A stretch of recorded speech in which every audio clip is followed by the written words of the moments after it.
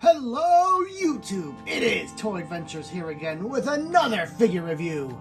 And today we're taking a look at the brand new G.I. Joe Classified series, Courtney, CoverGirl, Krieger. So, this is the part of the new wave of G.I. Joe Classified, you know, new wave parentheses, because a lot of people have been able to find these on other retailers, not necessarily US retailers, for about a month now, month or two, and I just didn't want to pay $30 a figure to get them, so I figured, you know what, I'm not like scrambling to get these figures. I do definitely want them, but I want to pay a good price for them, you know, so I waited. I bided my time until they were finally available for retail next day delivery on Amazon, and that's how I got her and Falcon. I still need to get the regular Outback, and I still need to get the regular Bazooka. I'm thinking about the barbecue from Mad Marauders, and I'll pick up the Crimson Bat if I run into it in a store. I'm just not super into the variants of bats. But Krieger here is definitely one I wanted to add, because not only is she another female Joe, which are hard to come by and rare, but she is just another new Joe, and I just like to add to the roster. So we have a wonderful picture of CoverGirl here. I actually really like CoverGirl's art here, because instead of it just being a drawing of the character, it's actually stylized. This is like almost like a Disney movie-esque, kind of like Disney, Pixar, combined with anime-esque kind of art here. I really like it. It's a really beautiful image, a really cute design for CoverGirl, and you can see she's riding on the Wolverine. And just an interesting note here, that they call the anti-air with missile system the Wolverine. And we all know this came out in the 80s, and being a Halo fan, you know, playing Halo Wars, which came out in 2007, which had a anti-aircraft vehicle with missile barrages on the top that launched out, called the Wolverine. I know now that it had to have been inspired by this G.I. Joe Wolverine. It's just a really cool thing to see one fandom inspire another fandom when you're a part of both. So that's something I just kind of randomly, you know, dawned on me. That's just involving the Wolverine, which Courtney here is kind of synonymous with, because her first appearance in the comics was inside of Wolverine. So that being said, I really love the box art. It's really beautiful, really cute. I like the art style. It's very appealing. I almost wish we could get like a G.I. Joe animated series in this art style. That'd be really nice, because it's just a very appealing look. We have a nice render down here of the actual figure. Side, just a close-up of the image. Mine came broken by Amazon. Look at that. I do keep the boxes. Luckily, I'm not an inbox collector. I'd be much more angry than I am now. So, here at the box, you get a look at what you get with Courtney. Not too crazy. You get a data pad, a wrench, a pistol, and a shotgun. And here's just another full image of her all decked out. Her abilities are piloting heavy weaponry, tanks. I guess she's a foot soldier too, so she can shoot. She is a mechanic, and I guess blacksmith, so she can, you know, improvise gadgets on stuff. So very cool character to have. Now that I have a 3D printed vamp for the next movie, yeah, go check out my Instagram for that. So now that I have a vehicle for her to work on, I'm probably also going to get a 3D printed Wolverine just for her, which I can't wait. I can't wait. It's exciting stuff. These G.I. Joe movies, I'm telling you, they're going to keep getting better and better. Do not sleep on the G.I. Joe movies I'm making. They're some of the best you'll ever see on this channel. Anyway, that is it for the box. She's number 59. And yeah, let's go ahead and get Courtney. And here we have everything that Courtney comes with, including her little pistol, her little data pad here, which, let's get some good focus on it. Specifically depicts, you know, kind of schematics for the Wolverine specifically. Just a nice little data pad, a cool little wrench. Very nice, very cool. Just a neat little prop to have. And a rather realistic looking shotgun, I gotta say. I don't know shotguns too well, so I don't know if this is based on a real one, but it certainly looks like it. So if this is just one of G.I. Joe's Classified's random just weapons that they make up, I'm actually quite happy with this one. It looks realistic enough and very believable as a shotgun that I am totally fine with this. Now again, I'm not super familiar with shotguns specifically, so I don't know if this is a real model, but again, it looks like it enough to the point where I probably don't even need to swap weapons for her. I think this is just a fine, dandy weapon for her, perfectly as it is. Cool little shotgun. I like the colored grip. Gives it a very modern look. And yeah, I like this. Definitely a good weapon. And taking a look at Courtney herself, one thing I gotta say is that this character, this color palette on this character, it reminds me of someone else, you know? Someone who may be wearing a fedora and wearing a bullwhip on their belt, you know what I mean? Yeah, this character totally reminds me of Indiana Jones just because of her color palette and outfit. She's got the tan pants, she's got the beige undershirt, she's got the brown leather jacket, she's got the brown shoes, albeit they're boots. This is just, every time I see her, I think of a female Indiana Jones, and that's a really cool look for a character. The undergarments under the jacket certainly look military enough. I just really like CoverGirl's design. Now, she's been depicted as a redhead, as a blonde, I think even as a brunette at sometimes. Here they've gone with redhead, which I think is perfectly fine. I actually like it. It goes along with the outfit.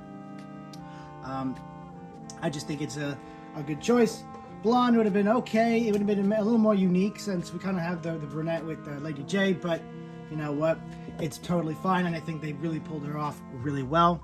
Her face looks beautiful with all the makeup, the eyeliner, the lipstick.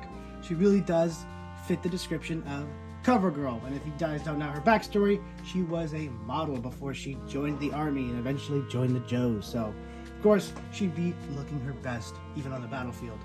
Otherwise, we get a bit of reuse in this body. These are Lady J's legs and boots. As for that, I think the rest is new. Even the holster that is meant for the smaller female thigh, which is really useful because there was none before that.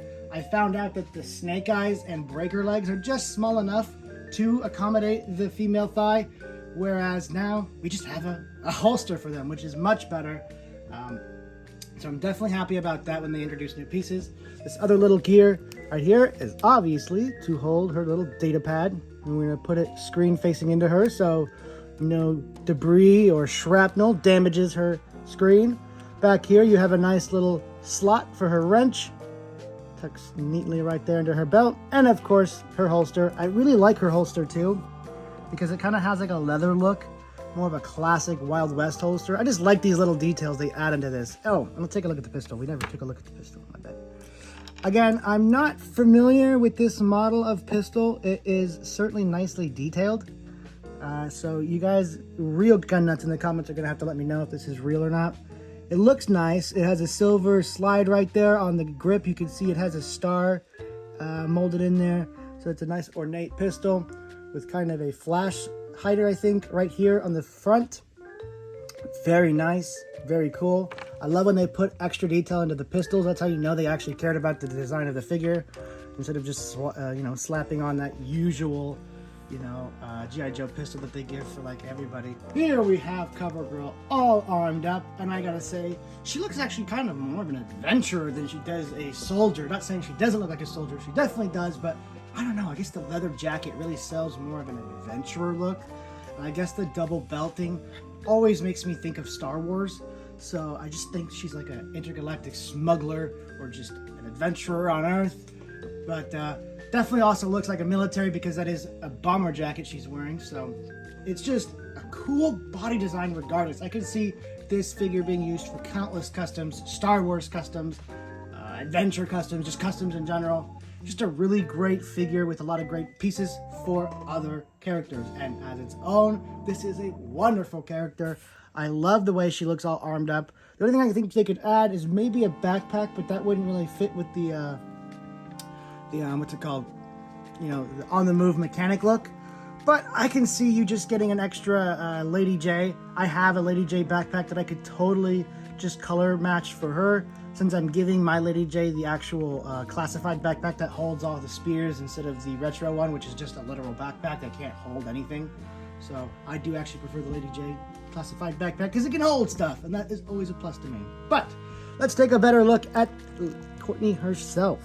As I said, the legs here are, of course, reuse, except the boots are painted brown this time. with green little shin guards. Moving up down here, you just have tan or beige thighs with brown leather-like gear. You have the double belt that is so Star Wars-like. I always think of Star Wars when I see this. I don't usually think of military. Looking up here at her leather jacket, it actually is nicely sculpted with plenty of detail in there. Okay, in a minute. There we go. You can see you got kind of buckles. I don't know why, but this very pronounced seam right here for the buttons kind of makes me think of like a pirate jacket. You also got a tiny little pocket right here. I don't know how that's going to be useful. She's got really nice rolled up sleeves that end right here at the forearm with the fingerless gloves, a really unique look. And she's got, I think that is supposed to be a Wolverine on her shoulder. It just looks like an animal. It almost looks like Godzilla, to be honest. Looks like Godzilla on her shoulder, but I think that's supposed to be a Wolverine. Nice little detail, very cool. I'm gonna go ahead and pretend it's Godzilla and that she's a Godzilla fan, so she becomes even cooler in my mind. And the jacket's got this nice white fluff here at the top. Looking at the back, it just has this weird kind of texture here. Guess it's more of that classified future kind of look. But overall, the outfit is great.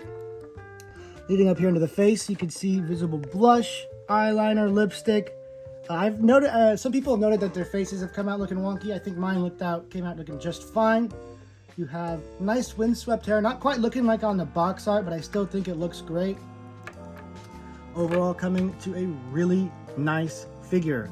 The only thing I have to complain about the hair is that hair usually doesn't really sit like that naturally, and at least in a high stress environment when like the military. But I guess, you know, it's CoverGirl. She's gotta look her best again, even on the battlefield. So that being said, let's go ahead and get into her articulation. I'm just so happy that we are out of the days of females having single jointed arms, because now we have so much more in the arm way of movement. Figures like both incarnations of Scarlet have had single jointed arms. Akiko, Baroness. It has been very lame. But then Lady J came to save us all with double jointed arms. So starting up here at the head, we have a ball joint in the head, obviously. She can look up about that far, look down, just about there. Looking pretty good. I think she should have had a little bit more upward movement. Like she's looking up at like the bottom of a, what's it called? A vamp or some kind of vehicle that's up on the jacks. And she's like up there doing some work on it. This I can see because she's like laying down underneath the car. So, you know, you got to add more use for articulation for the character specific needs, you know? She's a mechanic, so got to do mechanic stuff. Arms can hinge up about there. You can fully rotate. And you also have, of course, bicep swivel. Double jointed arms that are a joy to use. Look at that bend. That is a crazy good bend in there. She can effectively touch her shoulders. That is really nice. Definitely a hallmark of good articulation. Then of course she has wrist articulation, wrist rotation. Her wrist is up and down, useful for her shotgun that has a stock. Usually when weapons have a stock, you want this down movement because it helps nuzzle it better into the body better. The other arm has in and out. Useful articulation. No complaints so far. Now, while the female ab crunches aren't usually as good as the males because of the shape, I mean, you have to articulate the chest, you need to sculpt the chest in there, so that kind of gets in the way of how the abs would usually just bend in. But you do get a fair bit of movement in there, fair bit of movement back. You can see a hole. You get rotation at the waist. Kick out about that far. Usually it's pretty standard ninja kick. Double jointed knees. Pretty nice. We all know this because this is all from Lady J already. Rotation here at the thighs, or at the shin. And of course a kick. Very nice, very nice. So she is loaded to the brim with articulation just like all of the Joes. And she can pull off her poses extremely well. I don't really have too much to say about this figure. It is just another solid entry to the line and definitely better than her wave mate, Falcon. This is definitely a solid, entry into the line. No real complaints about the sculpt or the accessories. This is just a perfect figure in my opinion. In terms of, what they're trying to capture here, which is just CoverGirl. I think they did really well. And that leaves my final rating with this figure. Gotta be a 8 out of 10. 8 out of 10. It is standout while not being too standout. It's just a good, really nice